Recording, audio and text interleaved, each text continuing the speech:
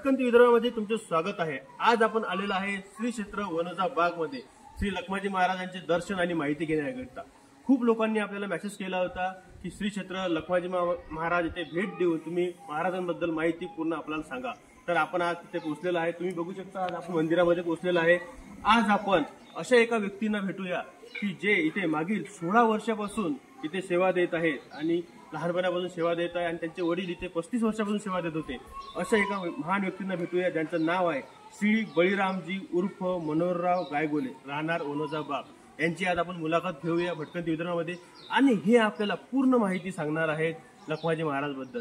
पुढील व्हिडिओ श्री लखमाजी महाराज संस्थान याला कमीत कमी 3.5 वर्षाचा इतिहास आहे। मुघलशाहीच्या काळात बांधलेलं हे मंदिर आहे। श्री लखमाजी महाराजांचा अवतार जे आहे ते केव्हा होते, काय होते, कोण्या जातीचे होते हे कसली माहिती नव्हती। हे फिरत फिरत हे 7 भाऊ होते, बैरम बुवा, रोटिंग बुवा, लखमाजी बुवा, वेताळ बुवा, हमराजी बुवा, हे 7 ठिकाणी वास्तव्यात राहिले। हे या वनजा गावात आले। इथं 5 वर्षाची मूर्ती असताना गायचं जे गोठाण असते त्याच्यावर येऊन बसले। त्याच्यावर येऊन बसल्याने सोनाजी पाटील गायगोले एक श्रीमंत ग्रस्त वनजात होते पाटील। त्यांचे गुरंढोरं खूप होते। त्यांच्याकडे सालाना माणूस होता। त्यांना तो दिसला। त्यांनी त्याला घरी नेलं, मानसपुत्र म्हणून वागवलं। ते 12 ते 15 वर्षाचे असताना वडिलाला म्हणाले की बुवा आता गुरंढोरात चारासाठी मी जातो। सर्व नंबर 78 मध्ये हा पूर्ण परिसर भरलेला होता लखमाजीचा। येथे एवढं जाळं होतं की दिवसा 7 गावचे रस्ते आहेत, पैदलच्या हे होते, त्यावेळेस वाहनाची काही सोय नव्हती। त्यामुळे प्रत्येक जण पैदल, कोणी बैलबंडीनं इथं वाटमारीचा सगळ्यात मोठा धंदा होता, कारण की दिवसा अंधार पडे। त्यावेळेस मग त्यांनी सुरुवातीला ते केलं। हे जे वाटमारी होती, आजचे जे होते, इथे पाय विहीर आहे मोठी, त्या पायगिरी कप्पे होते, त्याच्यात ते रात्रंदिवस राहत। त्याच्यानंतर वाटमारीचे त्याच्यात सर्व जे हे होते त्याचा सत्यानाश केला। त्यानंतर मुघलशाहीच्या काळात लगान मागायला एक सरदार येत असे, त्याचं मुख्य ठिकाण सातेगाव।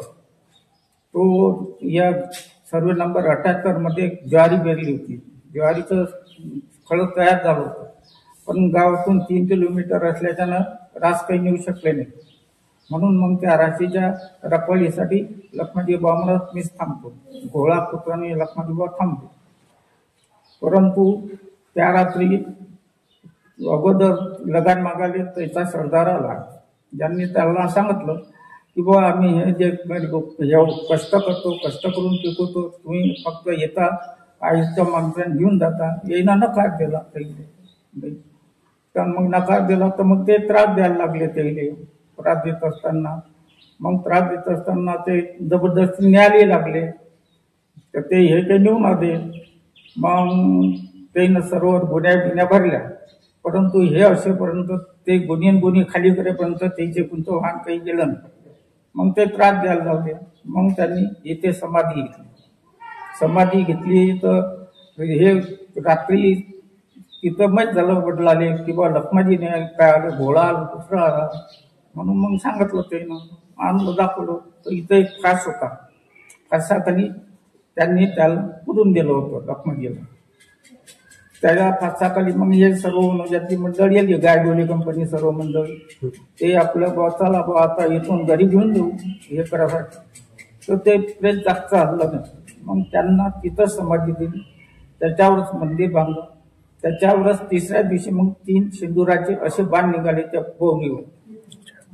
तर मग त्या शेंदुराच्या बाणाची गोटा बांधला सिमेंटचा, त्याच्यावर मग मूर्ती, आज एवढी मोठी मूर्ती जी झाली ते पूर्ण शेंदुराचीच आहे। आणि दुसरं वास्तविकची गोष्ट आहे की त्या काळात लखमाजीनं प्रत्येकाचं जे दुःख हे ते काही असणारं सर्व हे करत सर्व हे झालं। दुसरी गोष्ट, इथं येणारा माणूस रात्री अपरात्री येऊ कधीच बोलला नाही। यांनी 10 अवतारात येऊन त्याला रस्ता दाखवून द्या, तिथं पोचून द्या। आता आमचे ते वनजाचे बरेचसे रात्याने आहेत गवत कापाले, हे आपले रात्रभर त्याच्याबरोबर कापू लागत, म्हणजे पहाट पहिले उजीर दे, आणि ते गावापर्यंत आमच्या गावला नाला आहे त्या नाल्यापर्यंत नेऊन सोडतो. अशा अनेक गोष्टी आहेत लखमाजीच्या की ज्यांनी जीवनात सर्व फक्त लोकांसाठीच स्वतःचं जीवन खर्च केलं, दुःखिताची सेवा केली, प्रत्येकाला आश्रय दिला आणि त्या आश्रयामुळे आज जे हे आहे वैभव हे फक्त त्याच्या नावाखाली आहे. त्यांच्या जो स्वतःच्या मालकीची शेतीबिती काही नाही आहे. हे जे एवढं मोठं डेव्हलप झालं आहे हे फक्त त्याच्या सहकार्याने. इथं 4 राज्यातले लोक येतात, महाराष्ट्र, मध्य प्रदेश, इकडे MP आणि गुजरात या स्टेटमधले सर्व लोक त्याचे हे आहेत, कुलदैवत म्हणतात. वर्षातून एक वेळ प्रत्येक जण भेट द्यायला येतेच लखमाजी. त्यामुळे हे लखमाजी संस्थांचा जो विकास झाला हा सर्व जे भाविक भक्त इथं आले त्या भाविक भक्तांनी हा घडवून आणलेला विकास आहे. आणि त्यांच्या आजही नाव लौकिक आहे की कुठंही लखमाजीचं नाव घेतलं की लोक म्हणतात नाही लखमाजी बाग वनोजाचा लखमाजी काय. एवढी इथून दरवर्षी पंढरपूरला पायदळ वाढली जाते आषाढी एकादशीची. हे आमचे हरिभक्त गौरी महाराज आहेत, ते इथून पालखी घेऊन जातात. 1-1.5 महिना पैदल असते इथून जाणे, तिथं दर्शन घेणे विठ्ठलाचं, तिथं थांबणे 7 दिवस, त्याचा काला झाला की मग वापस येणे. असं परंपरेने हे सर्व चालू आहे. आता आम्हालाही आज म्हणजे मी 7व्या पिढीवर आहो. सोनाजी पाटलांनी ज्यावेळेस वागवला त्यांचा मी 7वा वंशज आहो. तर आम्हाला जे आता पूर्वी जे आमचे सांगत आले आई वडील हे कोणी असेल तो आम्ही हे सांगतो तुम्हाला, बाकी तर काही नाही. आणि तुम्ही त्याच्या वंशज आहे तुम्ही आहे ना? वंश बरं बरं. आणि सर तुमचं नाव काय म्हटलं? नाव बळीराम मुनावर गायगुड. बरं, ओके ओके, थँक्यू. 30 वर्षे झालं त्याची सेवा. आई पहिले वडिलांना केली, वडील वारल्यानंतर मी आज 35 वर्ष झाली सेवा करतो. अच्छा अच्छा, त्याच्यात जीवन जगत. बरं. आणि आपल्या महाराजांचं नाव काय होतं म्हटलं? महाराजांचे नाव कसं सोनाजी पाटलांना लखुजी ठेवलं होतं, पण नंतर मग लखमाजी हे नाव प्रसिद्ध झालं. आणि जे चोर आले होते त्यांनी मग त्यांची हत्या केली होती का समजा मग महाराजांची? आता ते सांगतात कोणी म्हणते त्यानं स्वतःहून समाधी घेतली, कोणी म्हणते की बाबा नाही ते निघू नाही दिलं त्यामुळे हत्या केली. आता त्यातला कारण की 350 वर्षाचा इतिहास आहे. सत्य काय असेल ते त्या देवाच्या देवाने बरोबर आहे. आपल्याला जे पूर्वज सांगत आले ते पूर्वजाच्या. धन्यवाद सर. ही लखमाजीची आहे सर्व